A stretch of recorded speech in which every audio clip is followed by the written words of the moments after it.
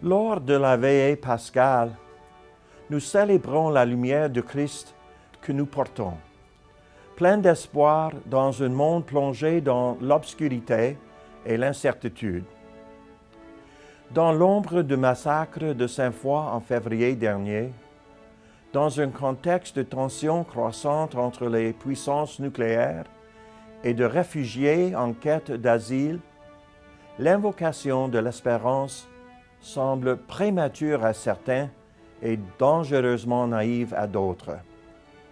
À un niveau plus personnel, en cette fête de Pâques, le moral de certains est peut-être sapé par la maladie, le deuil, la rupture familiale, les dépendances ou le chômage. Lorsque l'espérance commence à disparaître, la peur prend le dessus et nous perdons la paix.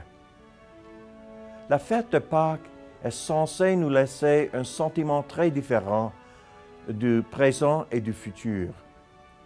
Elle nous offre une réalité pleine de joie.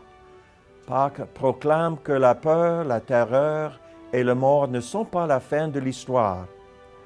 Ainsi, les prières de la veillée pascale sont porteuses d'une confiance sans équivoque.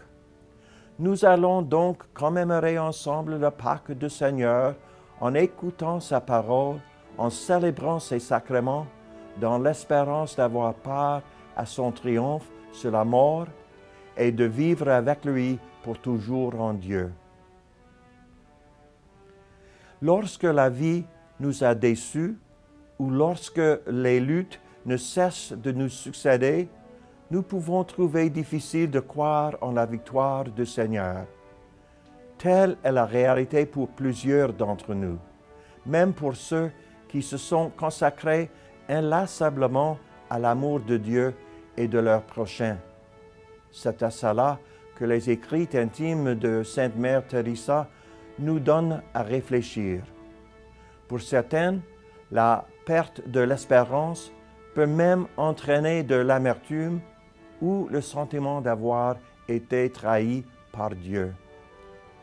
Comme lorsque la trompette retentit, Pâques interrompt cette spirale descendante avec des paroles inattendues. Pourquoi cherchez-vous le vivant parmi les morts? Cette question paradoxale a été posée aux 3 femmes qui sont arrivées devant le tombeau vide à l'aube du premier jour de la semaine.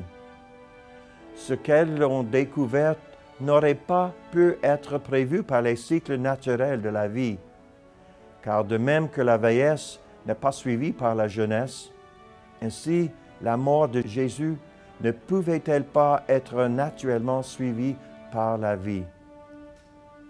Mais il n'y a rien de naturel dans la résurrection. C'est un événement qui bouleverse et renverse le temps et la nature.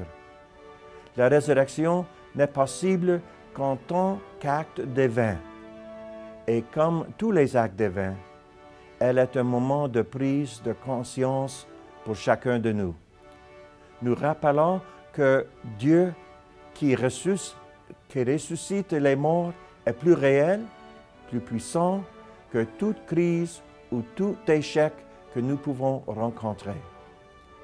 Pour nous tous devant le tombeau vide, quelles que soient les circonstances, il y a une espérance insondable.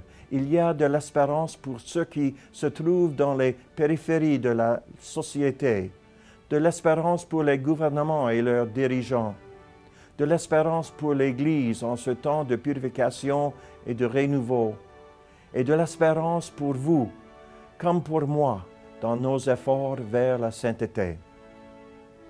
En cette fête de Pâques, alors que nos cœurs sont allumés par l'insatiable feu de l'amour de Dieu, il nous est demandé de nous confier à l'amour de Christ, tandis que nous plaçons notre espérance dans le pouvoir divin qui chasse les crimes et lave les fautes, rend innocence aux coupables et l'allégresse aux affligés, dissipe la haine, dispose l'amitié et soumet toute puissance. Je tiens à adresser mes prières et bénédictions à chacun et chacun d'entre vous pour que votre temps pascal soit rempli d'espérance.